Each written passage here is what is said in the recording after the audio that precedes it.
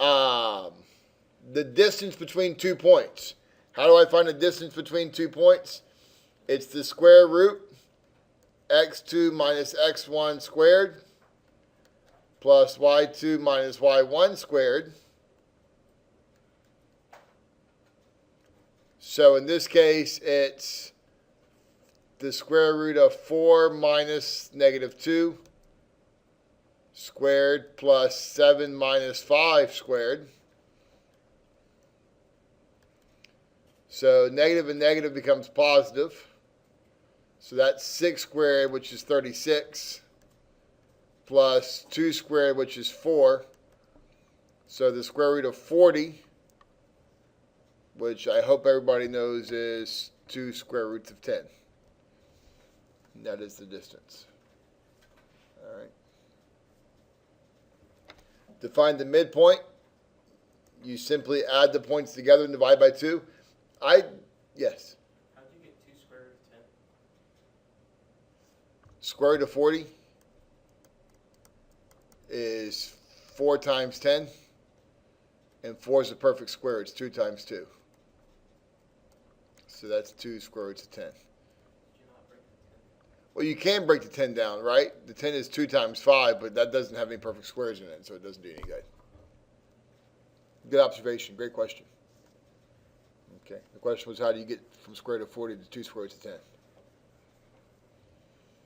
Now, the midpoint is x1 plus x2 over 2, y1 plus y2 over 2. The way I do this, I actually do it a little bit different than most people do. I do a vertical method. So the way I do it is like this, probably different than anything you've seen before, but just hear me out. If all we're doing to find the midpoint is taking the average of 2 points, because that's what the midpoint is. It's the average of the 2 points. Let's line them up vertically, and let's just add that shit together. Oh, wait. Damn it. Let's just add them up and add that stuff together. PG-13.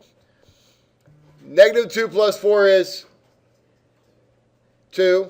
7 plus 5 is... Now divide that by 2.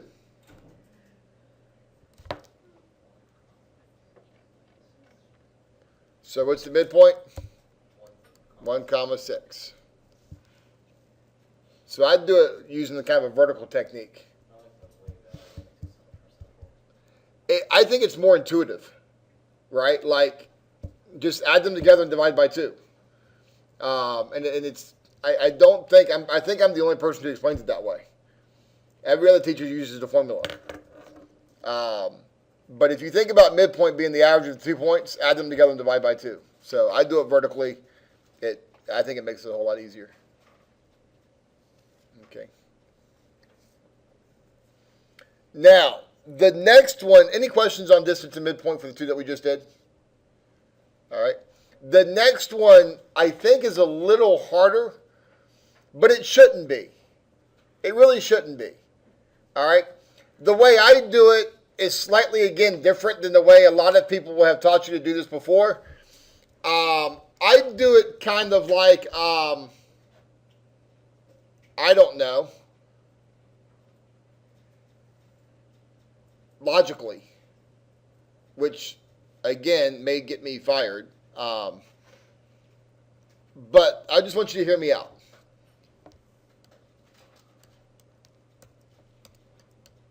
Here's negative 2. Do we agree? Here's 4. So this is an endpoint. This is a midpoint.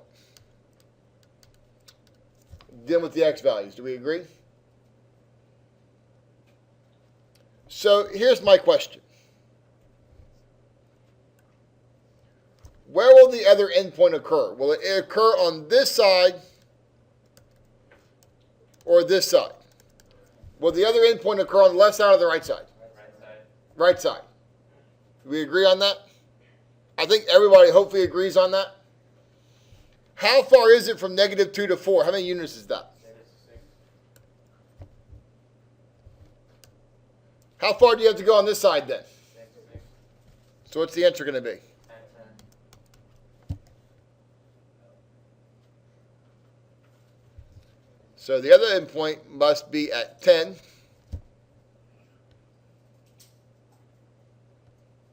All right. Now, if one endpoint is 5 and the midpoint is 7, where will the endpoint occur? Will it be on the left side or the right side? Right side. It'll be over here, yes? This is 2. That must be 9. Now, I don't do it by, like the way my son was taught in high school to do it. This is the way his teacher showed him. -2 plus x over 2 equals, and then 5 plus y over 2 equals 7. I mean, this is the way they did it. Okay, and then they just solved them individually, which was cool, I guess. I mean, I guess that'll work. But I just think if you just think about it as a number line, it's not that hard to get the actual answer. Okay. Any questions on that?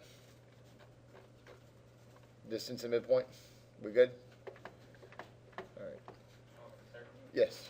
if we try to use this method, like on a test with another professor, is there any chance of us getting marked wrong because we didn't do it properly or not?